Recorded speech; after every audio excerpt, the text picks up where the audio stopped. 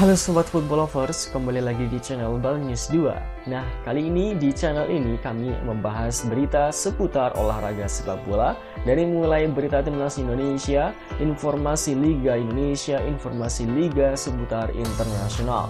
Bagi kalian yang belum subscribe channel ini, bisa langsung di subscribe dan nyalakan loncengnya agar kalian tidak ketinggalan video terbaru dari kami. Baiklah, langsung saja kita masuk ke video pembahasannya. Masuk berita pertama, Sintayong mulai siapkan strategi kejutan untuk ladeni Thailand. Pelatih timnas Indonesia Sintayong mulai menyiapkan tim terbaik untuk menghadapi Thailand di Stadion Utama Gelora Bung Karno, Senayan, Jakarta pada hari Kamis 29 Desember 2022. Ini termasuk strategi kejutan untuk membendung tim negeri Gajah Putih itu. Timnas Indonesia tiba di tanah air setelah menjalani laga melawan Brunei Darussalam di Stadion Kuala Lumpur pada hari Senin kemarin dengan menggunakan pesawat charter. Hal ini dilakukan untuk menjaga kondisi pemain mengingat jadwal grup A Piala AFF sangat ketat. Pratama Arhan dan kawan-kawan bahkan langsung menjalani latihan demi menjaga performa. Apalagi lawan yang bakal dihadapi pada laga ketiga ini bukan tim sembarangan. Thailand datang ke Indonesia dengan predikat pemuncak klasemen grup A. Bisa dipastikan pelatih asal Korea Selatan itu menurunkan formasi terbaik saat melawan Thailand. Mengingat saat melawan Brunei, banyak pemain yang diistirahatkan atau tetap dimainkan meski tidak tampil penuh. Saat melawan Brunei ada beberapa pemain yang diistirahatkan, bahkan tidak bermain, yang diantaranya adalah pemain naturalisasi Jordi Amat, Pratama Arhan, Marcelino Ferdinand, hingga Fakhruddin Arianto. Sementara itu, Ketua Umum PSSI Muhammad Irawan meminta Egy dan kawan-kawan percaya diri saat menghadapi Thailand. Pihaknya mengakui memang masih banyak celah yang harus diperbaiki sebelum menjalani laga besar melawan Thailand. Pria yang akrab disapa Iwan Bule itu juga berharap kepada supporter untuk terus memberikan dukungan pada skuad Garuda. Apalagi saat melawan Thailand, kuota penonton di stadion mencapai 40.000 orang. Lalu bagaimanakah pendapat kalian? Silahkan tulis di kolom komentar. Lanjut berita kedua, pelatih Thailand bicara pemain timnas Indonesia yang diwaspadai. Pelatih Thailand Alexandre Polking memberikan komentarnya terkait kekuatan timnas Indonesia. Hal ini dikatakan olehnya setibanya Thailand di Bandara Internasional Soekarno-Hatta, Banten, Tangerang, Selasa 27 Desember. Seperti yang diketahui, Thailand akan menghadapi timnas Indonesia pada laga lanjutan grup A Piala AFF di Stadion Utama Gelora Bung Karno. Berbicara kepada awak media, Alexandre Polking mengatakan bahwa tidak ada perubahan yang mencolok dari skuad timnas Indonesia saat ini. Menurutnya, timnas Indonesia masih tetap tangguh seperti waktu Piala AFF 2020. Thailand sempat bertemu timnas Indonesia pada babak final Piala AFF 2020 yang kalah ditutup gelar terpusat di Singapura akibat Covid. Dalam laga final leg pertama, timnas Indonesia kalah telak 0-4 dari Thailand. Kekalahan telak itu karena faktor beberapa pemain inti timnas Indonesia absen karena positif Covid-19. Pada leg kedua, skuad timnas Indonesia tampil dengan pemain-pemain terbaiknya. Hasilnya, Indonesia bermain imbang 2-2 melawan Thailand dan gagal menjadi juara Piala AFF. Pelatih asal Jerman itu pun tidak bisa menilai siapa pemain timnas Indonesia yang harus diwaspadai. Ia hanya mengatakan mayoritas pemain-pemain timnas Indonesia masih muda. Selain itu, Alexandre Polking juga menyoroti persiapan timnas Indonesia menyambut Piala AFF 2022.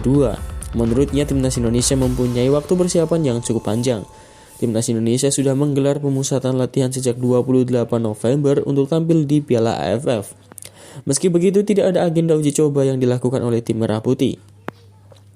Timnas Indonesia dinilai Alexandre Polking juga memiliki kesempatan untuk bisa menang, sebab timnas Indonesia akan didukung penuh oleh supporternya di Stadion Utama Gelora Bung Karno. Lalu bagaimanakah pendapat kalian? Silahkan tulis di kolom komentar. Lanjut berita ketiga, Sintayong sudah sibuk cari kelemahan Thailand saat di pesawat. Pelatih timnas Indonesia Sintayong tidak bisa diam selama penerbangan dari Malaysia menuju Bandara Soekarno-Hatta, Cengkareng pada hari Selasa. Dalam perjalanan, Sintayong ternyata bekerja. Selama sekitar 2 jam perjalanan, Sintayong mengaku terus mencari kelemahan Thailand di pesawat. Hal itu perlu dilakukan agar Sintayong mendapat gambaran utuh terkait kekuatan terkini pasukan Gajah Perang. Barusan nonton pertandingan Thailand versus Filipina di pesawat untuk dianalisis, kata Sintayong. Sintayong belum menganalisis kekuatan Thailand secara menyeluruh. Pria 52 tahun itu baru akan mencari data Thailand lebih jauh malam ini hingga besok. Baru setelahnya dia menyusun rencana agar bisa meredam kekuatan Thailand. Perlu dianalisis lagi, besok akan saya jelaskan kepada pemain bagaimana cara menghadapinya. Sintayong juga mau melakukan evaluasi usai pasukan Garuda menggilas Brunei Darussalam dengan skor telak 7-0. Sebab fokus Indonesia usai tiba di Jakarta adalah untuk memulihkan diri. Demi menghadapi Thailand, Sintayong sadar Indonesia tak bisa sendiri. Mark Locke dan kawan-kawan menurut Sintayong perlu dibantu pemain ke-12 alias supporter di Stadion Utama Gelora Bung Karno. Makanya Sintayong berharap supporter bisa memberikan dukungan penuh kepada anak-anak asuhnya. Saya berharap supporter di Stadion Utama Gelora Bung Karno bisa penuh, tidak hanya dibatasi beberapa persen saja agar bisa memberikan dukungan penuh untuk Indonesia. Lalu bagaimanakah pendapat kalian? Silakan tulis di kolom komentar. Lanjut berita keempat. Ketua Umum PSSI mengatakan timnas Indonesia tak punya lapis kedua. Muhammad Iryawan selaku Ketua Umum PSSI mengatakan timnas Indonesia punya kekuatan yang merata usai menang 7-0 atas Brunei pada lanjutan grup A Piala AFF.